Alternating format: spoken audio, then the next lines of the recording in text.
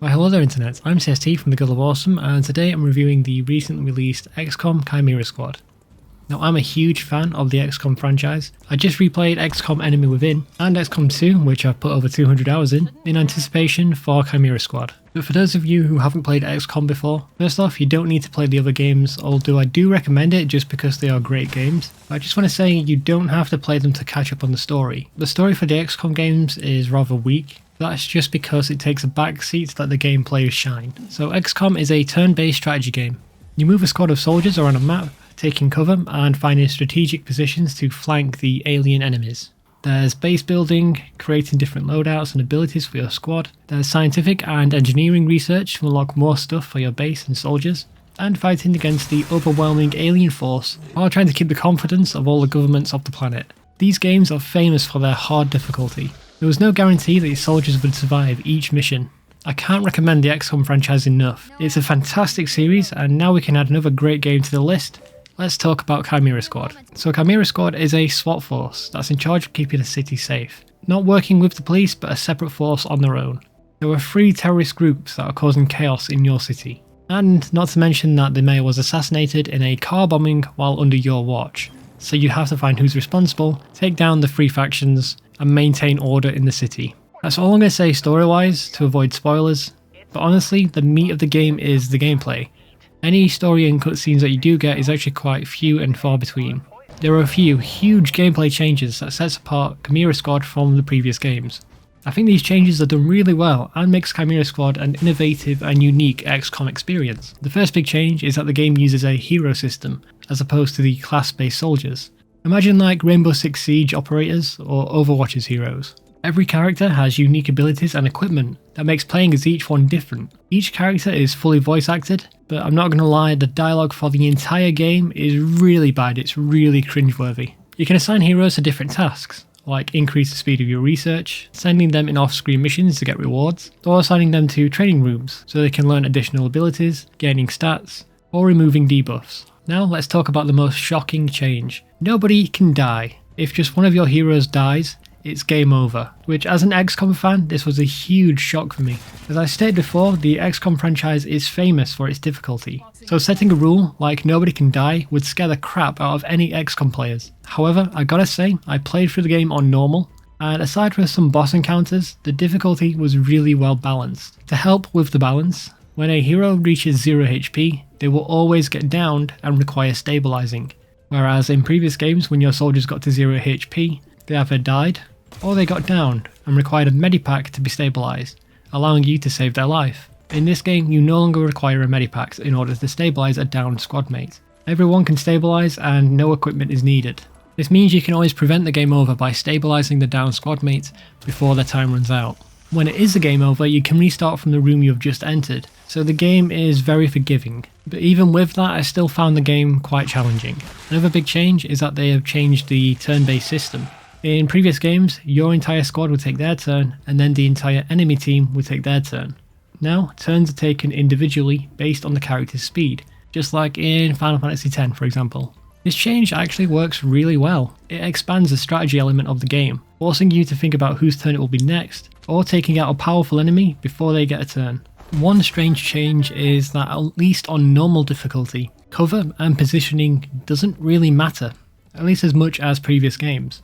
In the other games, cover can make the difference between life and death, and moving your soldiers around so you can have a better shot of the enemy was crucial to taking down the enemies quickly. In this game I noticed that cover didn't protect my team or the enemies as much, and I always had good accuracy on shots, regardless of where the enemy was positioned, or what cover they were hiding behind. Time progression has also changed. In this game, time passes per mission. In the previous games, time passes over time, which is a weird thing to say. But you could fast forward time, allowing projects to finish or to wait for a mission to appear for you. This is another change that I think is actually pretty good. It doesn't make a big difference, but it makes it so you know exactly when things are going to get completed.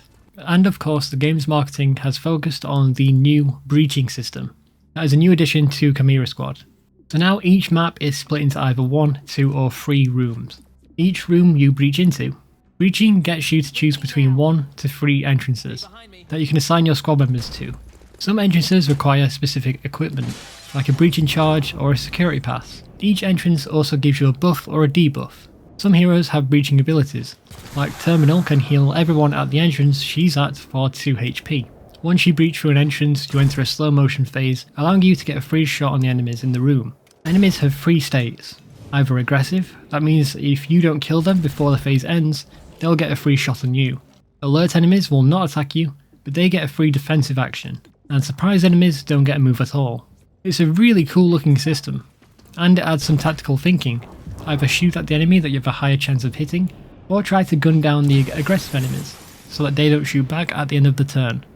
Heroes also have abilities for this phase, like Blue Blood, who has a Lancer pistol that can remove the cover bonus for enemies. The problem that I do have with the breaching system is that it's not deep enough. Which entrance you go through position wise doesn't really matter. I would like to be able to flank enemies or attack from multiple angles, but all that you really need to pay attention to is the buffs or debuffs. Researching has returned, allowing you to unlock new equipment and upgrades. It is however slimmed down from previous games, as you don't research your enemies like you could before.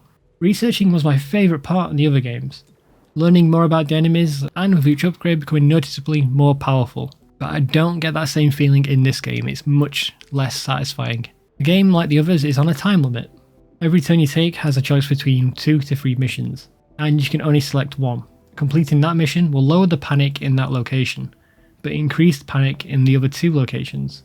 As panic increases, then the city anarchy increases, and if city anarchy increases to the top, then it's game over. You unlock abilities that you can use on the world map that lowers district panic and city anarchy, allowing you to increase the amount of time you have to play. I don't like the time limit, I don't like the time limit in the other games as well.